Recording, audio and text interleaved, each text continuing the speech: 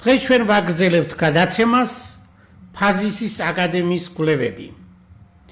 მე გახლავართ გია კვაშლავა, მათემატიკის დოქტორი, ეკონომიკის დოქტორი, ფაზისის აკადემიის პრეზიდენტი. ჩვენ წინა გადაცემაში ვსაუბრობდით მათემატიკურ მოდელირებაზე. ყოველ შემთხვევაში საზოგადოებას გასაგებენაზე რომ ვუთხრათ, გავიხსენოთ ის, რომ რას ნიშნავს სიტყვა მათემატიკა. სიტყვა მათემატიკა ისტორიულად უკავშირდება ძველ ბერძნულ ენას. მისი წარმოშობა აი ასეთია. ამ სიტყვის ფუძე, უпростоრად საწყისი ფორმა მათემა ნიშნავს ცოდნას, სწავლას. აი ეს სიტყვა არის ბერძნულად. ამ სიტყვის მნიშვნელობა სწორედ როგორც ვთქვით, ცოდნა, სწავლა.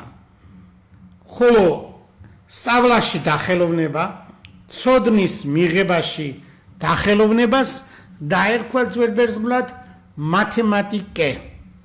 დღევანდელი გაგებით რომ ვთქვათ, კე დაბოლოებები ყველა ბერძნულში ძველ ბერძნულად ხელოვნებას, ანუ დახელოვნებას ნიშნავს. ანუ სწავლის ესე იგი სწავლის პროცესში ცოდნის მიღების ხელოვნება, ანუ მიღება, ეს არის დახელოვნება, დაოსტატება. და ასე ვთქვათ. მოკლედ მათემატიკა ეს არის. რომელიც შემდეგში ლათინურ ენაში შევიდა და მთელ მსოფლიო ევროპის ენებში იქიდან გავრცელდა. ახლა სიტყვა მოდელი, მოდელირება. მოდელი შემოიტანა ფილოსოფოსმა, მათემატიკოსმა და სხვა მრავალი პროფესიის მქონე მეცნიერმა, ლაიბნიცმა. მოდელი ეს არის რაღაც პროცესის წარმოდგენა. მათემატიკური მოდელირება, ანუ მათემატიკური მოდელი ეს არის აი სწორედ ამ საკითხზე ვისაუბროთ ყოველ შემთხვევაში და შემდეგ თემაზე გადავიდეთ. მათემატიკური მოდელირება არის ერთადერთი მეცნიერული მეთოდი, რომლის საშუალებით რეალური სამყაროს მოვლენები, პროცესები და სისტემები აისახება, ანუ ჩაიწერება მათემატიკური ენით. მათემატიკურ ენაში იგულისხმება ფორმულები, ყოველ შემთხვევაში ეს განტოლებები, ფუნქციები და სხვა დინამიური სისტემების მეშვეობით. არსი განსაზღვროთ. მათემატიკური მოდელირება წარმოადგენს რეალური ობიექტის ამ პროცესის აბსტრაქტული აღწერა. ანუ რეალური სისტემა, რეალური პროცესი გარდაიქმნება, ანუ ჩამოაყალიბებს მეცნიერი მათემატიკურ მოდელს. და იქ შედის ცვლადები, პარამეტრები და ეს ურთიერთქმედებები, სამყაროში მიმდინარე პროცესები გამოიხატება, ჩაიწერება განტოლებებით, განტოლებათა სისტემებით და ასე შემდეგ. აი სწორედ მათემატიკაში ან ერთი განტოლება, ან ორი განტოლებიანი სისტემა, 3, 4 და 5 და ასე შემდეგ. აი ამ განტოლებათა სისტემის ამოხსნა გვაძლევს პროგნოზირებას რიგი პროცესისა. მოდელირების ძირითადი ეტაპია პრობლემების ფორმულირება, რეალური პროცესის გამოყოფა და მისი არსებითი ფაქტორების განსაზღვრა. აი ეს იდეალიზაცია, არასაჭირო დეტალების გამორიცხვა და ძირითადი მექანიზმის დატოვება. მათემატიკური აღწერა, ანუ მათემატიკური მოდელი ყალიბდება განტოლების სახით, მაგალითად გავიხსენოთ ყველაზე მარტივი, ეს ცნობილია თქვენთვის წინა გადაცემებში მალთუსის მოდელი, ეს გეომეტრიული ზრდის მოდელიც ქვია, დ-უ დ-ტ უდრის ალფა უ-ს. ანუ უ დამოკიდებულია დროზე. ხოლო ამ განტოლების უფრო ფართო არის ლოჯისტიკური განტოლება. ლოჯისტიკური განტოლება ეს ფეხბურთის მიერ არის შექმნილი. ლოჯისტიკური განტოლება არის დ-უ დ-ტ უდრის ალფა უ მინუს ბეტა უ კვადრატი. ეს არის როგორც ვთქვით ლოგისტიკური ზრდის მოდელი, რომელიც ფართოდ გამოიყენება მოსახლეობის დინამიკაში და რიგ სხვა პროცესების აღსაწერად. ამ შემთხვევაში ანალიტიკური ანალიზი და ამოხსნა არის ანალიტიკური მეთოდები, რიცხვითი მეთოდები, კომპიუტერული სიმულაცია. ინტერპრეტაციას ვახდენთ და ვალიდაციას მოდელის შედეგების შედარება რეალურ მონაცემებთან. მოდელირების ტიპები. რამდენია სისტემა სრულად განისაზღვრება საწყისი პირობებით და ჩვენ შემთხვევაში არის კოშის ამოცანა განტოლებისთვის, დიფერენციალური განტოლებისთვის კოშის ამოცანა. არის სხვა მეთოდებიც, მოდელების, ესე მიახლოებითი მოდელები, დინამიკური მოდელები, სტატისტიკური მოდელები, აი ჩვენ შემთხვევაში დინამიკური მოდელებს გამოვიყენებთ. გამოყენების სფეროები, მათემატიკური მოდელირება გამოიყენება მრავალ სფეროში, ფიზიკა, მაგალითად მოძრაობა, ტალღები და ასე შემდეგ, ბიოლოგია, პოპულაციის დინამიკა, ანუ ბუნებაში ცხოველების, ფრინველების და ასე სხვა მნიშვნელოვანი პროცესების აღწერა ხდება ამ განტოლებებით. ეკონომიკაში ბაზრების მოდელირება ხდება, ეკონომიკაში საკმაოდ ლოგისტიკური განტოლება გამოიყენება და განტოლებათა სისტემები. ლინგვისტიკაში, როგორც ვთქვით, პელაზგური ჯგუფი, პროფესორი თემურ ჩილაჩავა, მე გია კვაშილავა და ასოცირებული პროფესორი გია ფოჩხვას ერთობრივი მუშაობით ლინგვისტიკაში, სოციოლოგიაში გაკეთდა მათემატიკური მოდელი და შესაბამისი კომპიუტერული სიმულაციები, რომელზეც ჩვენ საუბრობდით წინა რამდენიმე გადაცემაში. ეგ საკითხები კიდევ ძალიან მნიშვნელოვან წინ იწევა ეკოლოგიაში რესურსების გამოყენების თვალსაზრისით და ასე შემდეგ. განსაკუთრებით მნიშვნელოვანია ისეთ კვლევებში, როგორცაც პოპულაციის ევოლუცია, ტრანსფორმაცია, სადაც შესაძლებელია რთული ისტორიული პროცესების რაოდენობრივი აღწერა, რაც ჩვენ არ გვაქვს ისტორიული წერილობითი წყაროების მიხედვით მასალა და ამის შესახებ მათემატიკას შეუძლია მოქცეს რიგი პასუხები, რაც არ არის წერილობით ძეგლებში, ამ საკითხს შეავსებს მათემატიკური მოდელირება.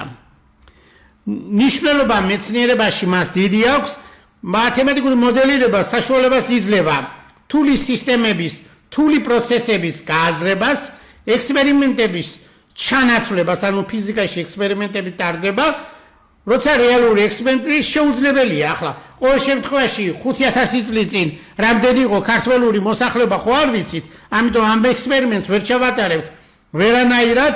ლინგვისტური პროცესების შესწავლა მიმდინარეობს, მაგრამ ლინგვისტიკის პროცესების შესწავლა, სქემატური გამოსახვა და ასე შემდეგ მას სჭირდება სხვა მეორე მხრის მეთოდებით გამოყენება, შედარებითი ისტორიული მეთოდი ხო არის. ამის გარდა კიდევ სხვა მეთოდები. ყოველ შემთხვევაში ახლა ჩვენ ვთქვით, მათემატიკური მოდელირება ერთ-ერთი მნიშვნელოვანი მეთოდია ამ ხრივს, რომ შევისწავლოთ პროტოქართველური მოსახლეობის ტრანსფორმაცია შესაბამის დროებში, შესაბამისი რიცხვები, რა იქნებოდა მოსახლეობის რაოდენობის მხრივ.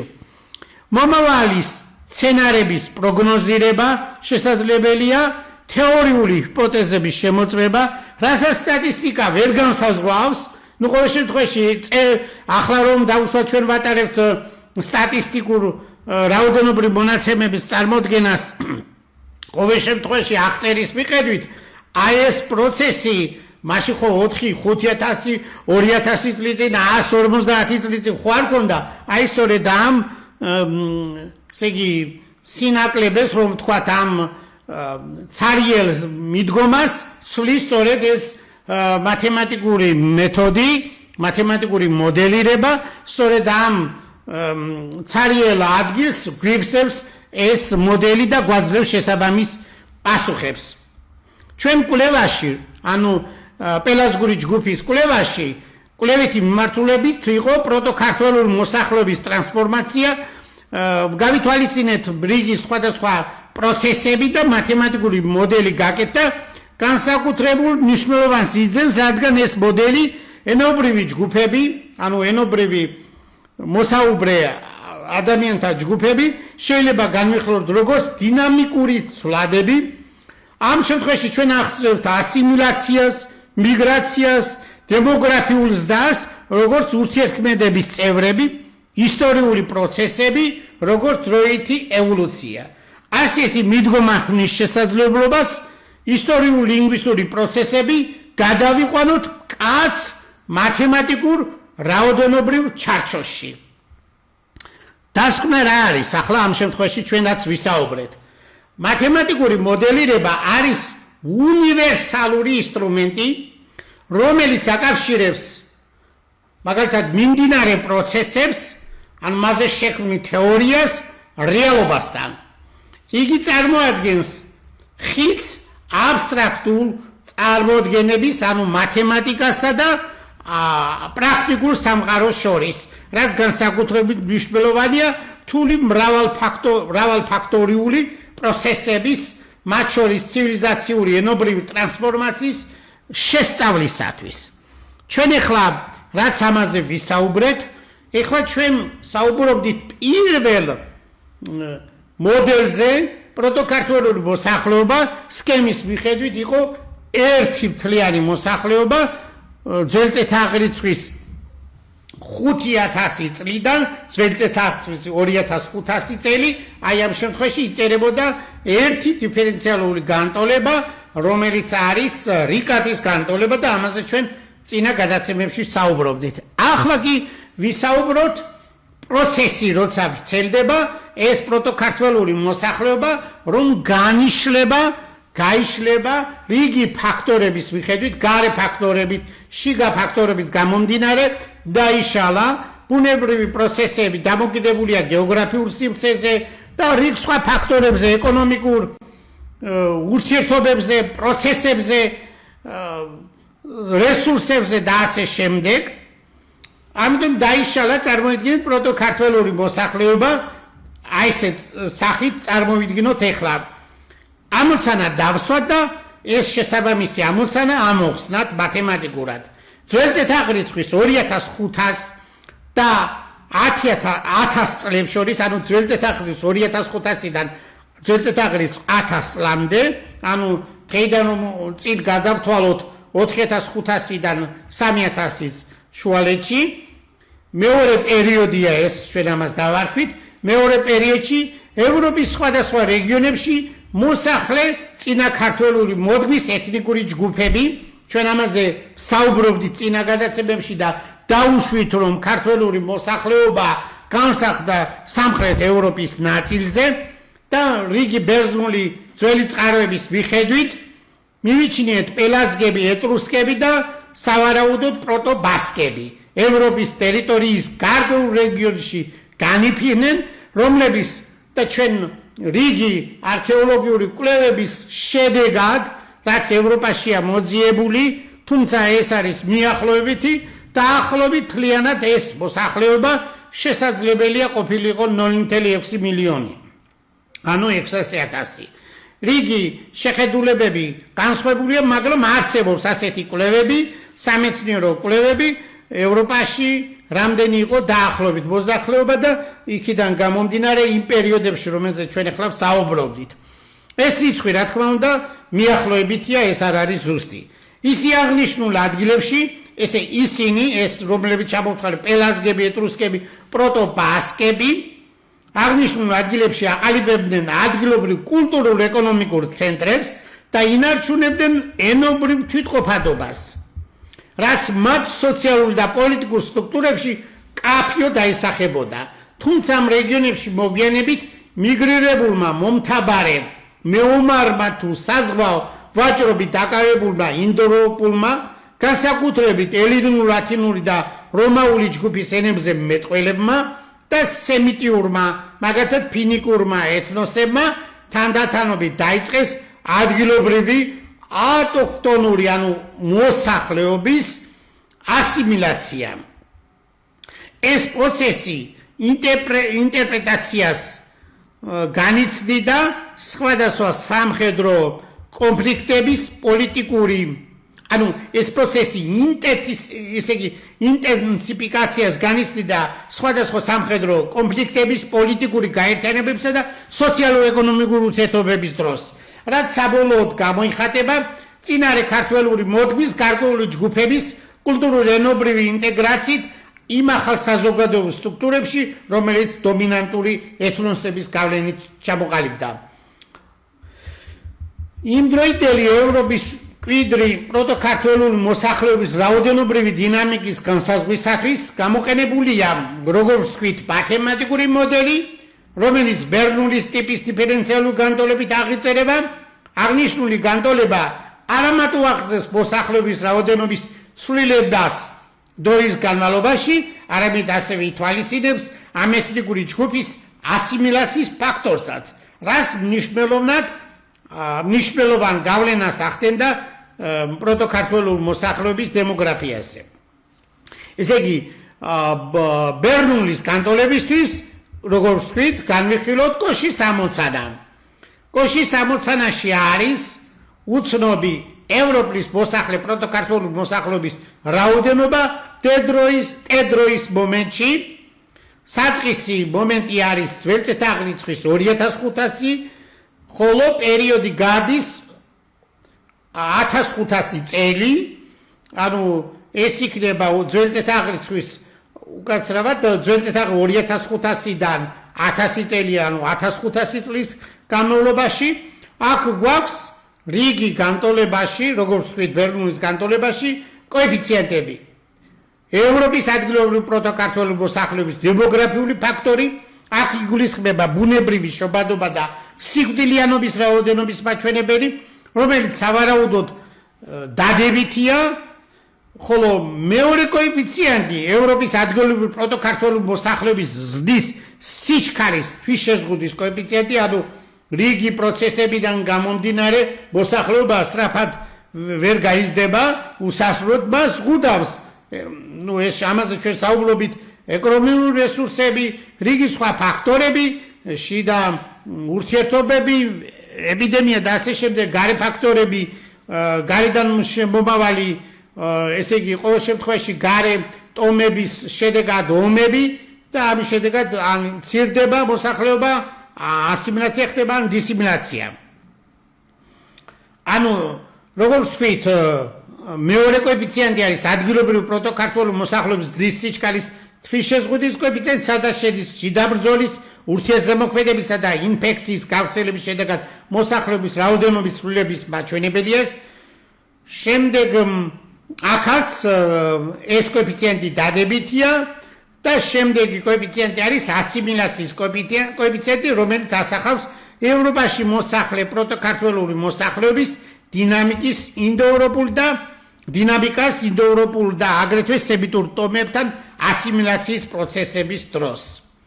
ყოველ შემთხვევაში მათემატიკურად რომ გითხრათ, ეს განტოლება ამოხსნადია და მისი ამონახსნი დიფერენციალური განტოლება ბერნულის დიფერენციალური განტოლება, კოშის ამოცანი და ამონახსნები ჩვენ გვაქვს და ამ ამონახსნების მიხედვით ჩვენ ვჯელობთ. ამონახსნის ანალიზით შეიძლება გაირკვეს ის თუ რა შემთხვევებში მოხდება და მოხდა ევროპაში კვიდრი პროტოქართველების ნაწილობრივ ან სრული ასიმილაცია ინდოევროპულ ტომებთან ურთიერთქმედების დროს.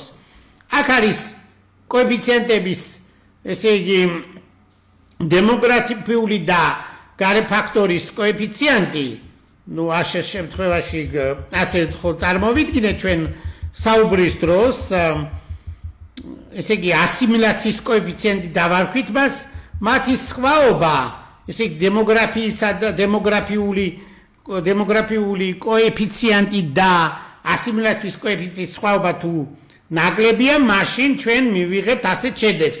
რა ჩვენ ამ შემთხვევაში აჩვენებს იმას, რომ ამ პირობების მოქმედების დროს ევროპაში მოსახლე წინარე ქართველები, მაგალითად პელაზგები და ეტრუსკები, ინდოევროპულ ტომებთან, მაგალითად მიკენური ხანის ბერძნებთან და მოგვიანებით ლათინელებთან სრულიად გაითქვიფნენ, ანუ ნული გახდა.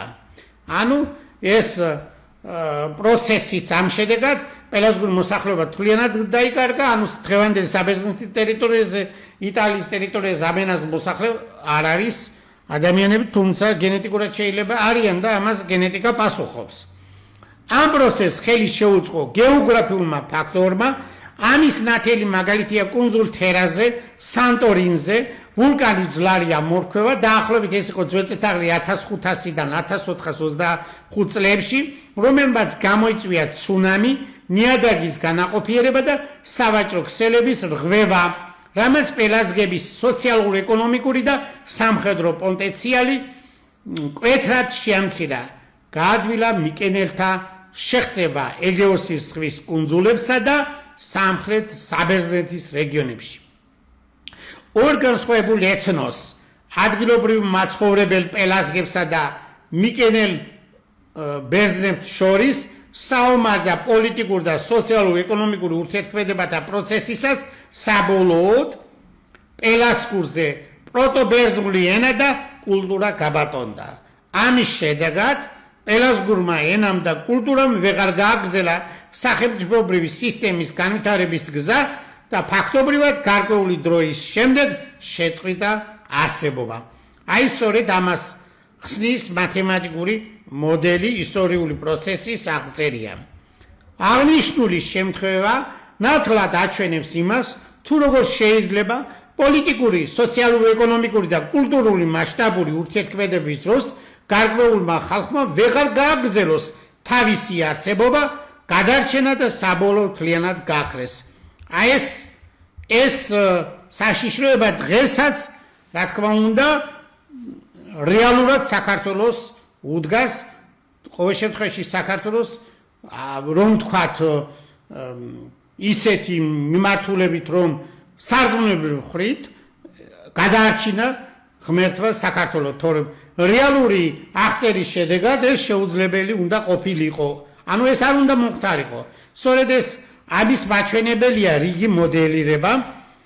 ასეთი პროცესების მიმდინარეობისას გარკვეული კულტურა და ენა სწორედ კარგავს მისთვის საჭირო არეალს, რა თქმა უნდა, თუ პოლიტიკური არეალი შემცირებულია და მისი დამოუკიდებლობა შეზღუდულია, სოციალურ-ეკონომიკური პროცესები იზღუდება, კულტურული მასშტაბური ურთიერთქმედებები შემცირებულია, აი აქედან გამომდინარე გარკვეული კულტურა, ენა კარგავს თავის საჭირო არეალს, რომელიც აუცილებელია მათი განვითარებისთვის. ეს პროცესი ხშირია მაშინ, როდესაც კულტურული თვითმყოფადობას, ანუ კულტურულ თვითმყოფადობაზე საუბარი, ენას და ტრადიციებს არ აქვს შესაბამისი პირობები, როგორიცაა პოლიტიკური სტაბილურობა, ეკონომიკური რესურსები და სოციალური მხარდაჭერა, რომელიც აუცილებელია მოსახლეობის სრულყოფილი ცხოვრებისა და შენარჩუნებისათვის. პოლიტიკური სიტუაციიდან გამომდინარე, აუცილებელია მოსახლეობაზე ზრუნვა. თუ მოსახლეობას ვერ გადავარჩენთ, მის დემოგრაფიულ ზრდას არ დავიწყებთ, მაშინ ბევრი რიგი საკითხიდან გამომდინარე, ეს, როგორც ვთქვით, კარგავს თავის არსებობიდან გამომდინარე შესაბამის არეალს და მთლიანად ნელ-ნელა ნადგურდება. ანუ ასე გადაშენდება ერები და ისტორიაში ჩვენ ბევრი ვიცით მსგავსი მაგალითები. მეორე შემთხვევა განვიხილოთ, როცა დემოგრაფიული კოეფიციენტი და ასიმილაციის კოეფიციენტის სხვაობა დადებითია, მაშინ ასეთ პირობების დროს მათემატიკურად იწერება, ამ პირობის მოქმედებისას ინდოევროპულმა ტომებმა ევროპის მკვიდრი წინარე ქართველული მოსახლეობის სრული ასიმილაცია ვერ მოახდინა.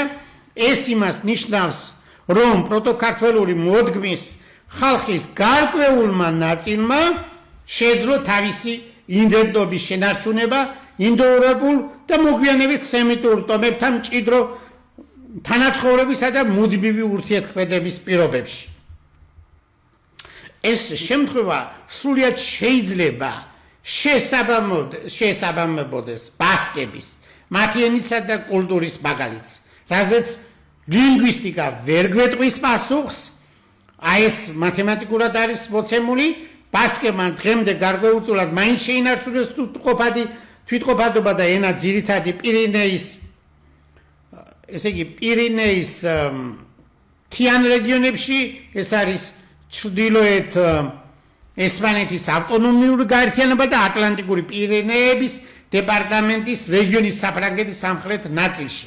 ესე იგი, ეს კი გვაქვს დღეს, მაგრამ სწორედ მათემატიკა აღწერს, რომ ისტორიული პროცესების დროს რატომ გადარჩა პროტო-ბასკების შთამომავლები, შემდეგ რომლებიც დარჩნენ ბასკური. თუმცა ბასკური ენა ძალიან დაშორდა იმ პირველად ფორმას, მასზე ბევრი სხვადასხვა ენების ზეგავლენა ინდოევროპული სემიტურის და რიგ შემთხვევაში ლინგვისტურად ვერ ხერხდება, რომელ ჯგუფს მივაკუთვნოთ ბასკური. აი სწორედ მათემატიკა აქ გვეხმარება, რომ ზუსტად წარმოვადგინოთ, სად არის ეს ჯგუფი. აი ამას პასუხობს მოდელირება, ყოველ შემთხვევაში მათემატიკური მოდელირება და მის შესაბამისი კომპიუტერული სიმულაციები.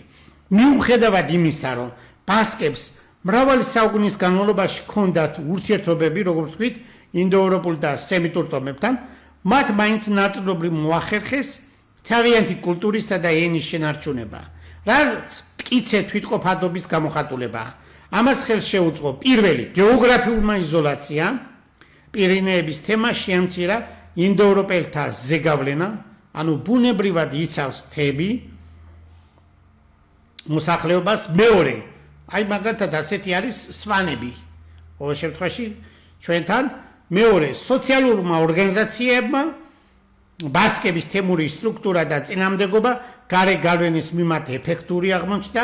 აღნიშნული შემთხვევა ბასკების მაგალითზე გვიჩვენებს, რომ შესაძლებელია კულტურული დამოუკიდებლობისა და ეთნიკური იდენტობის შენარჩუნება ისეთ გარემოში, სადაც მთაზე განსახლებული, ესე იგი მათზე მოქმედი ინდოევროპული და სემიტური ეთნიკური ჯგუფები ძლიერ გავლენას ახდენდნენ.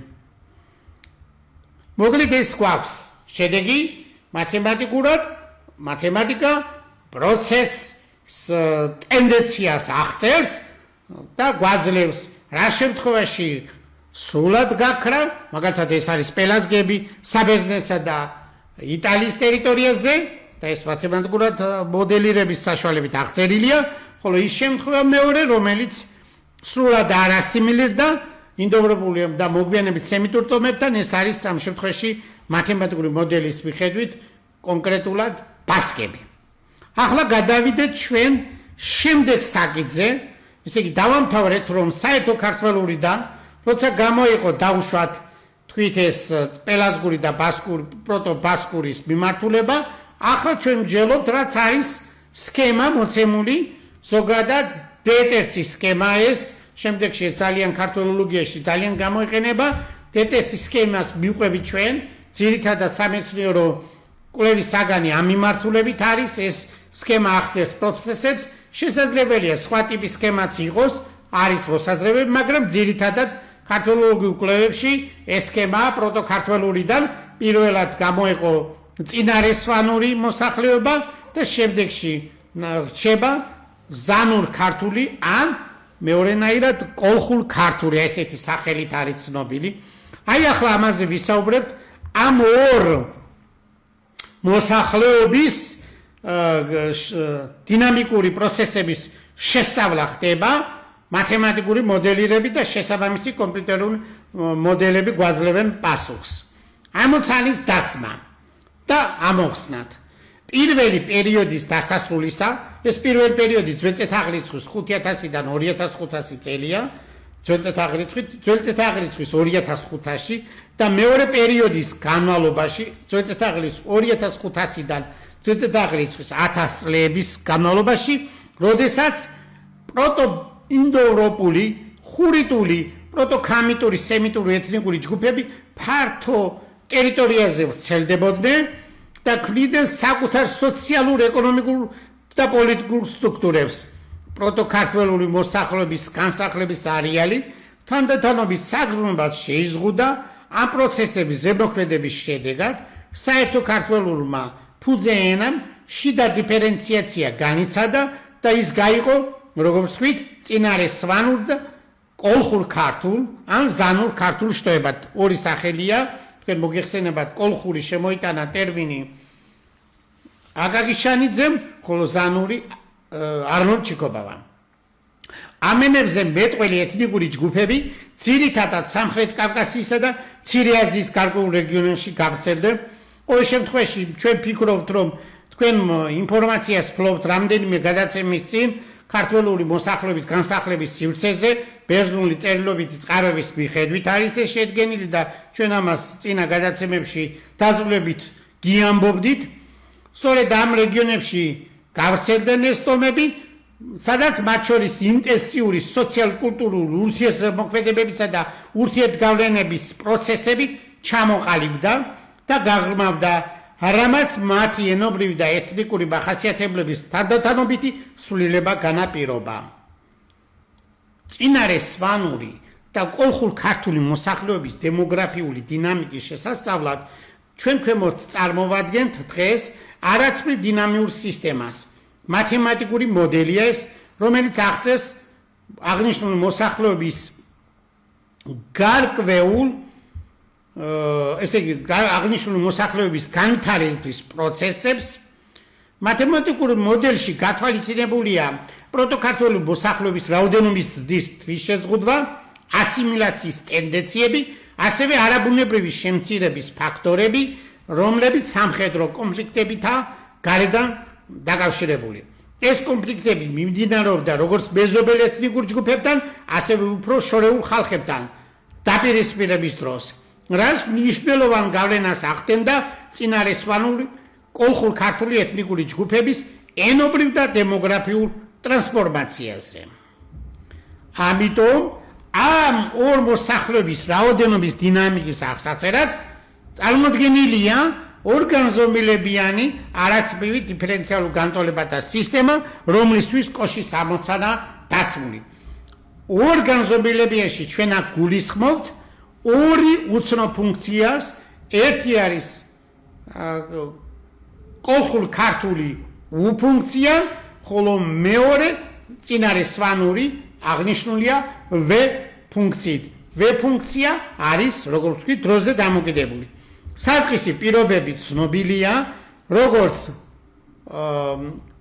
კოლხურ ქართულისთვის, ისევე წინარესვანურისთვის, იმიტომ რომ ჩვენ დავითვალეთ წინა გადაცემაში პროტოქართველური მოსახლეობა ძველწითაღრიცხვის 2005-ში რამდენი იყო და რა ნაწილად გაიღო ჩვენ ეს მონაცემები უკვე წინა მოდელიდან გამომდინარე გვაქვს. საწყისი პირობები არის მოცემული, როგორც ვთქვით, უფუნქციაზე გვესაუბრეთ, ასევე V ფუნქციაზე. საწყისი დრო არის ძველწითაღრიცხვის 2500 და 1500 წლის გასვლის შემდეგ ძველწითაღრიცხვის 1000-ლამდე. როგორც ვთქვით, უფუნქცია არის კოლხურ ქართულენოვანი მოსახლეობის რაოდენობა დროის მომენტში, V ფუნქცია წინარესვანურ ენაზე მეტყველი მოსახლეობის რაოდენობა ტ-დროში. აქ გვაქვს ორი კოეფიციენტი. ალფა 2 გვაქვს, შესაბამისად ეს არის კოლხურ ქართული და წინარესვანური მოსახლეობის დემოგრაფიული ფაქტორები. ანუ ესე იგი კოლხურ ქართულის დემოგრაფიული ფაქტორი, წინარესვანური მოსახლეობის დემოგრაფიული ფაქტორი. რა იგულისხმება? ბუნებრივი შობადობა, სიკვდილიანობის სხვაობის მაჩვენებელი. ასევე ორი თვითშეზღუდის კოეფიციენტები გვაქვს, ერთი არის კოლხურ ქართული და წინარესვანური მოსახლეობების რაოდენობის დის სიჩქარის თვითშეზღუდის კოეფიციენტები. ეს გამოწვეულია შიდა ბრძოლის, ურთიერთმოქმედებისა და ინფექციის გავრცელების შედეგად მოსახლეობის რაოდენობის ცვლილების მაჩვენებელია ყოველ შემთხვევაში. კიდევ ორი კოეფიციენტი გვაქვს, ესე იგი კოლხურ ქართული მოსახლეობის მიერ სვანების ასიმილაციის კოეფიციენტი და კოლხურ ქართული მოსახლეობის რაოდენობის არაბუნებრივი შემცირების ფაქტორი, ამ მოსახლეობის მიერ მეზობელი თუ არამეზობელი ხალხის ასიმილაცია, ან პირიქით ისიმილაცია და მათი სიკვდილიანობის მაჩვენებელი პროტოქართული მოსახლეობისა მეზობელ თუ არამეზობელ ხალხებთან მიმდინარე საომარი პროცესების დროს.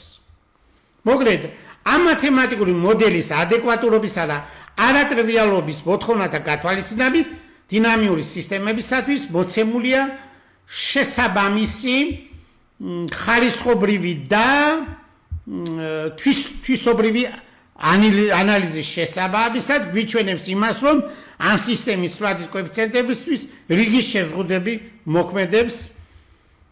აქ ძირითადად დემოგრაფიული ფაქტორი სვანებისა, ყოველ შემთხვევაში დადებითია, ხოლო ქართული კოლხურის კოლხურის დემოგრაფიული ზრდის კოეფიციენტი კი შეიძლება ნიშანცვლადი იყოს. აი ეს არის მნიშვნელოვანი. ეს სხვა ჩვენ ხედავთ ახლა ყოველ შემთხვევაში აქ ახლა პირდაპირ ვერ გაჩვენებთ ამ კოეფიციენტების რა არის შეზღუდვები.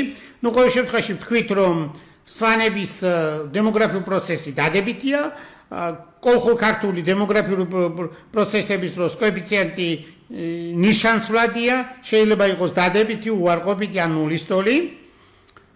ესე იგი, თვითშეზღუდვის კოეფიციენტები მეტიან ტოლი ნულზე, ხოლო გამა 1 და გამა 2, რომელიც არის ეს კოეფიციენტები ორივე დადებითი და დელტა 1, რომელიც არის გარე ფაქტორებიდან გამომდინარე ზემოქმედება. მოკლედ ესე რომ აღნიშნოთ, განვიხილოთ მათემატიკური მოდელის რამდენიმე კონკრეტული შემთხვევა, ჩვენ განვიხილეთ ყოველ შემთხვევაში და რა აქ არის პირველი შემთხვევა, მეორე შემთხვევა, მესამე შემთხვევა, რაც გვაძლევს წარმოვიდგინოთ როგორ განვითარდა ეს პროცესი, რაც გვაძლევს მათემატიკურად ამოხსნის შედეგად და შესაბამისად პროტოქართველური მოსახლეობის რაოდენობაზე როგორ საშუალებას იძლევა, რომ ის კარგად აღწეროთ. ყოველ შემთხვევაში ეს მათემატიკურად ძალიან კარგად არის ჩამოყალიბებული. ახლა დღეს ამ საკითხზე ასე დაწვრილებით მათემატიკურ საკითხზე ვერ ვინჯერებთ, მაგრამ მოკლედ შეგვიძლია გიამბოთ ის რა შედეგებზე გავიდა. ყოველ შემთხვევაში ეს შესაძლებელია. რამდენიმე თეორემა აქ შემთხვევაში 3 თეორემაა დამტკიცებული მათემატიკურად ამ შემთხვევებში და ეს მათემატიკური გადაწყვეტა გვაძლევს იმ ტენდენციას, რაზეც ვსაუბრობთ დიდი ხანია წინა გადაცემებიდან გამომდინარე. ახლა ჩვენ რა შეგვიძლია ვთქვათ ამ მათემატიკური მასალის შესწავლის შედეგად. ყოველ შემთხვევაში გამოყენებული აქ რიგი თეორემები, პუანკარე-ბედიქსონის თეორემა, ანუ ესე იგი დიფერენციალური განტოლება და სისტემა ორი გვაქვს სისტემაში, მისთვის პუანკარე-ბედიქსონის თეორემა გამოყენებული. ეს მათემატიკურად ასე თუ ისე ძალიან კარგად არის ჩამოყალიბებული და მოკლედ ახლა ვიმჯელოთ იმაზე, რა შედეგი მივიღეთ. ამრიგად ზემოაღწევილი ამ შემთხვევაში 4 შემთხვევა მივიღეთ. 4 შემთხვევის მიხედვით ესე იგი პუანკარე-ბედიქსონის ნიშანცვლა არის აქ ყოველ შემთხვევაში ფაზური სიმტრის ფიზიკური შინაარსის მქონე პირველ მეოთხეში არსებობს ისეთი დეარე, სადაც ორკომპონენტიანი ან ორუცნობიანი ფუნქცია ვექტორული ველის დივერგენცია ნიშანს ისვრის. ესე იგი პუანკარე-ბედიქსონის პრინციპის თანახმად ამ არეში მდებარეობს ისეთი შეკრული ინტეგრალური წირი, სადაც u და v ორივე განსხვავებულია ნულისგან. ანუ ნულის ტოლი არ ხდება არც კოლხურ-ქართული მოსახლეობის რაოდენობა, არც წინარესვანური მოსახლეობის რაოდენობა. ამ ფაქტის საფუძველზე შეიძლება დავასკვნათ, რომ კოლხურ-ქართულმა ჯგუფმა წინარესვანური შტოს სრული ასიმილაცია ვერ მოახდინა. ამის ნაცვლად ეს ორივე ეთნიკური ჯგუფი ერთსა და იმავე ტერიტორიაზე სტაბილურად თანაცხოვრობდა, რაც გულისხმობს იმას, რომ მათ შორის მიმდინარეობდა ჭიდრო კულტურული, პოლიტიკური, სოციალური, ეკონომიკური ურთიერთობები. ეს კავშირები ხელს უწყობდა მათ ურთიერთთანამშრომლობის მდგრადობის შენარჩუნებას. აი სწორედ რაც ისტორია, წერილობით წყაროები არ არის და შესაბამისად ლინგვისტიკა რიგ საკითხებით ვერ უმკლავდება, მათემატიკური მოდელირების და შესაბამისი კომპიუტერული სიმულაციებით გვაქვს შესაძლებლობა ეს დანაკარგი ამ ხრივ აღვადგინოთ მათემატიკის ამ ესე იგი მნიშვნელოვანი ერთადერთი მნიშვნელოვანი ინსტრუმენტის საშუალებით. ახლა ჩვენ ვისაუბროთ კოლხურ ქართული და წინარე სვანური მოსახლეობის დინამიკის კომპიუტერულ მოდელზე. ყოველ შემთხვევაში მათემატიკურად თქვით რომ ამოხსნა ყოველთვის შეუძლებელია, ამ შემთხვევაში ამონახსნი არ გვაქვს, მაგრამ გვაქვს ის რომ არსებობს შედეგი რომ არც ერთი ნულის ტოლი არ გახდა ორივე შტოის წარმომადგენელი მოსახლეობისა, ყოველ შემთხვევაში კოლხურ ქართული და წინარე სვანური. ახლა კომპიუტერული მოდელი რას გვაძლევს ისეთ სიმულაციას, რომელიც ზუსტად წარმოგვიდგენს რიცხვებს, ყველა ცვლადია კოეფიციენტები და აი ამ შემთხვევაში. ესე იგი, აქ ჩვენ წარმოვადგენთ მეორე პერიოდში, ანუ ძველწესაღრიცხვის 2500-დან ძველწესაღრიცხვის 1000 წლების პერიოდში წინარე სვანური და კოლხურ ქართული მოსახლეობის ურთიერთქმედებისა და ურთიერთგავლენების პროცესის აღწერი კომპიუტერულ მოდელს, რომელიც ცვლად კოეფიციენტი არათბივი დინამიური სისტემის სახით ჩაიწერება და განიხილება, ესე იგი ძველწესაღრიცხვის 2500 ავიღოთ როგორც 0, ხოლო 1500 წლის გავლის შემდეგ ძველწესაღრიცხვის 1000 წელი, ანუ 0-დან 1500 წელი დროის შუალედში, ამ შემთხვევაში დრო ზუსტად 1500 წელია, მოდელში ზოგადი ცვლადის კოეფიციენტების ნაცვლად აღებულია კონკრეტული ექსპონენციალური ხარისხოვანი ტრიგონომეტრიული ფუნქციები, რაც კვლევის შედეგების ინტერპრეტაციასა და ისტორიულ კონტექსტში მათი გაზრების საშუალებას იძლევა. კვლევის მთავარი მიზანია კოლხურ ქართული ესე იგი ფუნქცია, რომელიც t დროზე დამოკიდებული, წინარე სვანური v ფუნქცია t დროზე დამოკიდებული, ანუ ამ მოსახლეობების რაოდენობრივი დინამიკის ანალიზი თუ მიგრაციის ტენდენციების შესწავლა ინდოევროპულ და სემიტურ ტომებთან, ომებისა და გარემო ფაქტორების, მაგალითად პანდემიებისა და კლიმატური ცვლილებების ზეგავლენის პირობებში.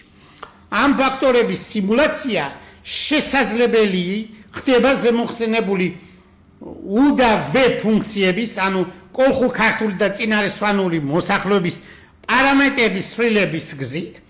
შედეგის მისაღწევად ჩატარდა მრავალრიცხოვანი კომპიუტერული ექსპერიმენტი, რომელიც საშუალებას იძლევა უკეთ გავანალიზოთ სხვადასხვა სცენარებში კოლხურ ქართული და წინარე სვანური მოსახლეობების ზრდა და შემცირება, მათ შორის ასიმილაცია, კონკურენცია თუ სიმბიოზი, რაც უფრო დეტალურად გვაჩვენებს აღნიშნული მოსახლეობის დინამიკას, ისტორიულ განვითარებასა და ურთიერთქმედებებს. როგორც წინა გადაცემებში ჩვენ აღვნიშნეთ, პირველი პერიოდის კომპიუტერულმა მოდელირებამ მაჩვენა, რომ პროტოკართველური მოსახლეობა 1 მილიონიდან დაახლოებით 3.6 მილიონამდე გაიზარდა, ჩვენ ამათ წინა გადაცემებში დავუბრუნდით.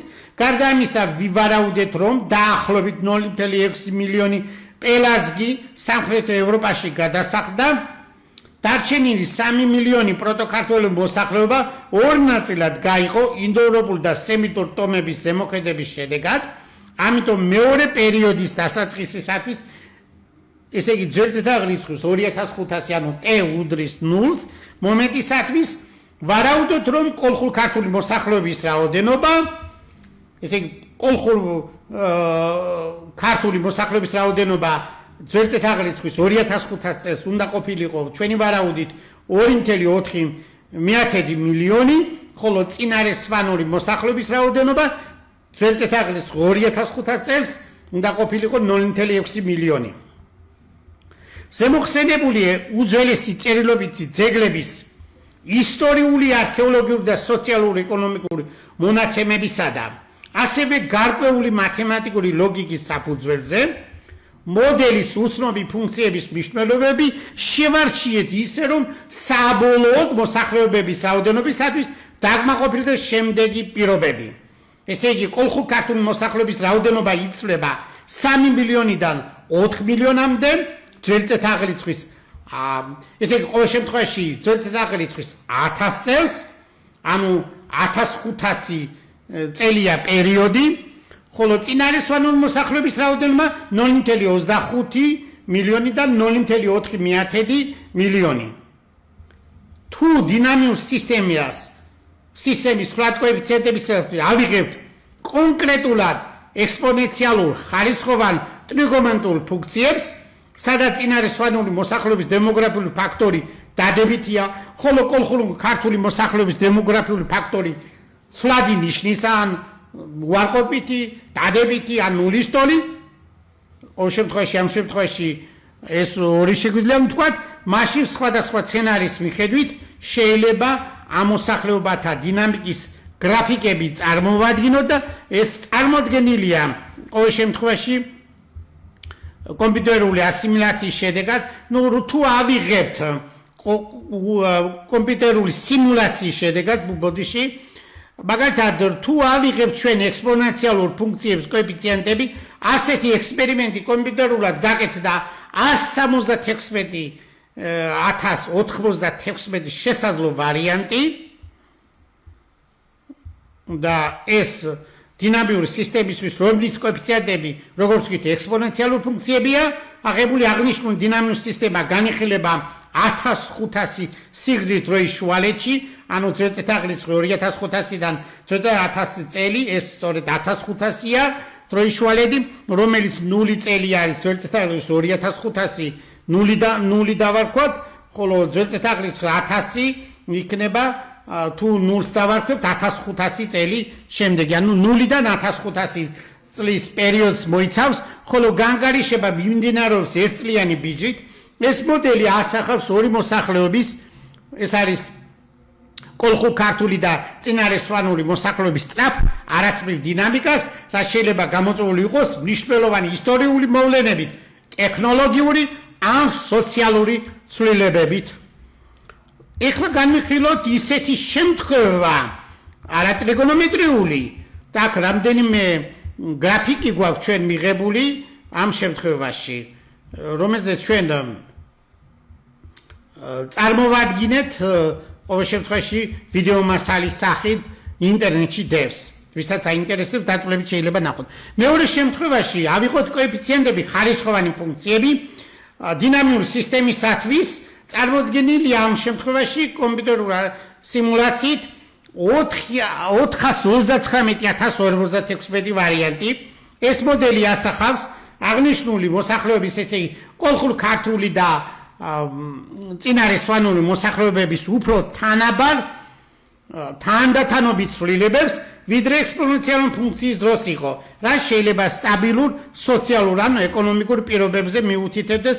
ჩვენ აქ როგორც გითხარით, წარმოვადგინეთ აქაც შესაბამისი გრაფიკები და ეს გრაფიკები გვაჩვენებს იმ სახეს, ანუ იმ მასა ინფორმაციას, რაც წარმოდგენას გვიქმნის, რამდენი უნდა ყოფილიყო პროტო-ქართველური მოსახლეობა, შემდეგში ეს არის კოლხურ-ქართული და წინარესვანური. მესამე შემთხვევაში ჩვენ ავიღებთ ტრიგონომეტრიული ფუნქციები. დინამიური სისტემისთვის ავიღეთ კოეფიციენტები ტრიგონომეტრიული ფუნქციები. აი ასეთ შემთხვევაში გარჩეულია 354,294 ვარიანტი კომპიუტერულ სიმულაციით. აქ ტრიგონომეტრიული ფუნქციები ასახავს, ესე იგი, კოლხურ-ქართული და წინარესვანური მოსახლეობის ციკლურ ცვლილებებს, როგორიცაა სეზონური მიგრაცია, ეკონომიკური ციკლები ან ომების პერიოდული გამეორება. სხვადასხვა სიხშირეა და ფაზების გადანაცვლებაც არის აქ წარმოდგენილი, რომ ამ მოსახლეობის დინამიკა სხვადასხვა რიტმით ვითარდებოდა. შესაბამისი გრაფიკები წარმოდგენილია.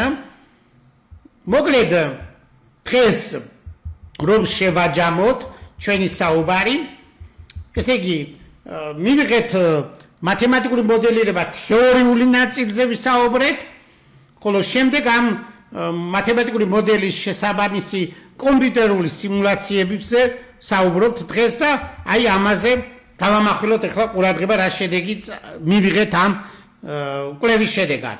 ზემოთ განხილული სამივე კომპიუტერული სიმულაცია, ეს იყო ხარისხოვანი ტრიგონომეტრიული და ექსპონენციალური ფუნქციები, რომლებიც არის დინამიური სისტემისთვის კოეფიციენტები, ესე იგი ზემოთ განხილული სამივე კომპიუტერული სიმულაცია ერთად ქმნის თლიან სურათს, რაც საშუალებას იძლევა გაანალიზდეს კოლხურ-ქართული და წინარესვანური მოსახლეობების დინამიკა, სოციალურ-ეკონომიკური და სხვა გარემო ფაქტორების გათვალისწინებით. კიდევ ხაზგასმით ვამბობთ, რაც შეუძლებელია ლინგვისტურად, ისტორიულად თავისთავად პროცესების წარმოდგენა შეუძლებელია, აი სწორედ ამ დანაკლის კიდევ ერთხელ ხაზგასმით აღნიშნავთ, რომ მათემატიკური მოდელირება არის ესე იგი ერთადერთი ინსტრუმენტი, რომ ამ ხრივ შევისწავლოთ პროტოქართველური მოსახლეობის დინამიკა. მრავალრიცხოვანი კომპიუტერული ექსპერიმენტების საშუალებით, რომელზეც ჩვენ საუბრობთ, ამ ექსპერიმენტების საფუძველზე დადგინდა, რომ წინარესვანური მოსახლეობა, რომლის რაოდენობა დაახლოებით 0.6 მილიონი იყო მეორე პერიოდის დასაწყისში, ანუ ძველი წელთაღრიცხვის 2005 წელს, ქართულ-კოლხური მოსახლეობის მიერ მდელი ასიმილაციის გამო ძველი წელთაღრიცხვის მე-10 საუკუნეში, ანუ ძველი წელთაღრიცხვის 1000 წელს 0.25 მიასედიდან 0.4 მილიონამდე შემცირდა. წინარესვანურის მზარდი დემოგრაფიული ფაქტორის მიუხედავად, სავარაუდოდ სვანეთის მთიან რეგიონის იზოლირებულმა გეოგრაფიულმა მდებარეობამ ხელი შეუწყო წინარესვანური მოსახლეობის კულტურული და ენობრივი თვითყოფადობის შენარჩუნებას. რის გამოც არ მოხერხდა მისი სრული, უпростоრად ვერ მოხდა მისი სრული ასიმილაცია.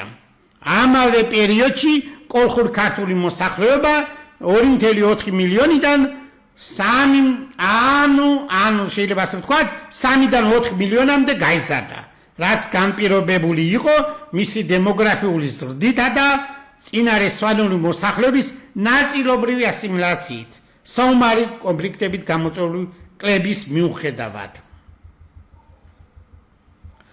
ამრიგად, კომპიუტერული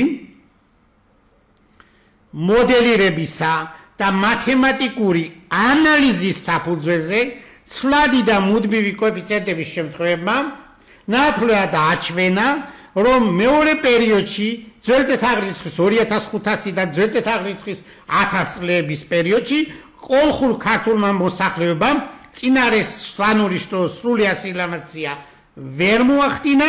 ამის შედეგად ეს ორი ეთნიკური ჯგუფი ერთსა და იმავე გეოგრაფიულ სივრცეში სტაბილურად თანაცხოვრობდა და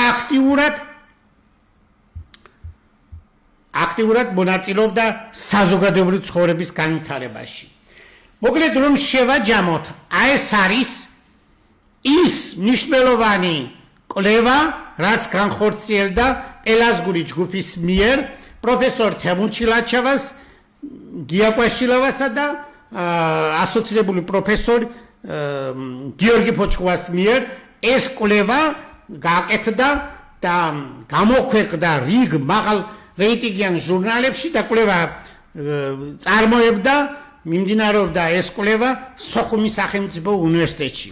კიდევ ერთხელ ხაზგასმით უნდა ვთქვათ, თუ ჩვენს ქვეყანაში პრიორიტეტია ქართველოლოგია, მაშინ ეს კვლევა ყველაზე მნიშვნელოვანი შედეგიანია იმისთვის, რომ ჩვენ წარმოვიდგინოთ 7000-ლოვანი პროტოქართველური მოსახლეობის ტრანსფორმაციის ცვლილება, ყოველ შემთხვევაში ტრანსფორმაცია თავად ცვლილება და ეს გვაძლევს საშუალებას უფრო მაღალი ექსპერიმენტებით დავადგინოთ, რასაც როგორც ვთქვით, ვერ ახდენს ვერც ლინგვისტიკა და ვერც ისტორიული კვლევები, პასუხებს არ გვაძლევს, აი სწორედ მათემატიკა, გამოყენებითი მათემატიკა, მათემატიკური მოდელირება ამას ცალსახად შესაბამის ანალიზს უკეთებს და გვაძლევს პასუხს იმ თვალსაზრისით, რომ მათემატიკური აღწერა მიმდინარე ამ პროცესებისა პროტოქართველური მოსახლეობის ტრანსფორმაციის პროცესის აღწერა გვაძლევს ამ შედეგს.